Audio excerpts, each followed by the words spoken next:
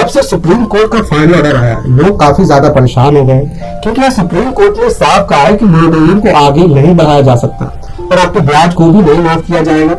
यहाँ लोगों के मन में बहुत तरह के सवाल आ रहे हैं। अगर सबसे पहले सवाल की बात करें तो यहाँ लोगों के पास पैसे नहीं है, वो अपने EMI को पे नहीं कर सकते। तो क्या संभव है कि आगे भी आपको मोनोटोरियम मिल सकता है? क्या अभी भी आपको 2 या 3 या 6 महीने या 2 साल के मोनोटोरियम मिलना संभव है या नहीं है? दूसरा सवाल, अगर लोन अकाउंट को NPA में कन्वर्ट किया जाएगा तो कब से? 31 अगस्त 2020 से या 1 मार्च 2021 से?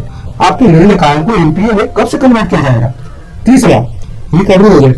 जैसे कि आपको पता है कि बैंक और NBFC कंपनी रिकवरी एजेंट से जिस तरह से वसूली करवा रहे हैं वो बिल्कुल भी लीगल तरीका नहीं है रिकवरी करवाने का। और चौथा, जो बैंक और NBFC कंपनी द्वारा जो आपको लीगल नोटिस भेजा जा रहा है, जिससे एक आम जनता बहुत ज्यादा परेशान है। इन सभी टॉपिक के ऊपर इस वीडियो में हम लोग बात करेंगे। हेलो नमस्कार, मैं साकेत, आप देख रहे हैं 05। तो चलिए इस वीडियो को स्टार्ट करते हैं। सबसे पहले बात करेंगे मोनोटोरियम का मिलना संभव है या नहीं है, क्योंकि यहाँ लोगों के पास जॉब नहीं है। सुप्रीम कोर्ट ने साफ कहा है कि आगे मोनोटोरियम दिया नहीं जा सकता। मोनोटोरियम पे जो भी आखिरी फैसला लिया जाएगा सेंट्रल और RBI द्वारा ही लिया जाएगा। यहाँ पे पूरी तरह बैंकों के हाथ में है कि आपको मोनोटोरियम देती है या नहीं देती। यहाँ सुप्रीम कोर्ट कोई हस्तक्षेप नहीं करेगा। कहने का सिर्फ इतना मतलब है। तो आगे आपको मोनोटोरियम मिल सकता है या नहीं मिल सकता है, इस पे बात करते हैं। सबसे पहले समझिए मोनोटोरियम हमें देता कौन है।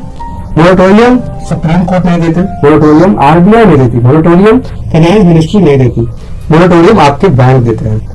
जब बैंकों को लगता है कि आपके पास पैसे नहीं है, आप अपने EMI को पे नहीं कर पाओगे, तो एक सुविधा है कि जहाँ पे EMI को कुछ दिनों के लिए स्किप कर दिया जाता है।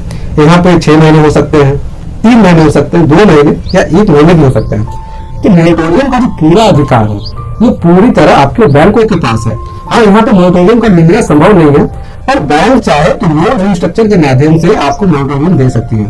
लोन रिस्ट्रक्चर में भी 2 साल तक का मोनोटोरियम देने का प्रावधान है। तो उम्मीद अभी भी खत्म नहीं हुआ, चांसेस है। तो अब बात करते हैं NPA अकाउंट के बारे में। लोगों में कंफ्यूजन है कि NPA अकाउंट कब से कन्वर्ट होगा।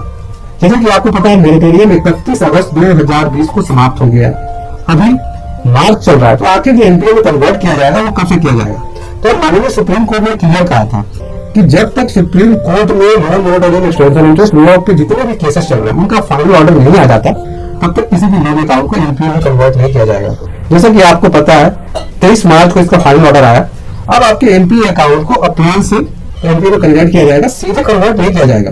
बकायदा आपको नोटिस आएगा, आपको इसके बारे में जानकारी दी जाएगी, क्योंकि सीधे किसी भी लोन अकाउंट को NPA में कन्वर्ट किया जाए तो बैंकों के 90% अकाउंट NPA में कन्वर्ट हो जाएंगे।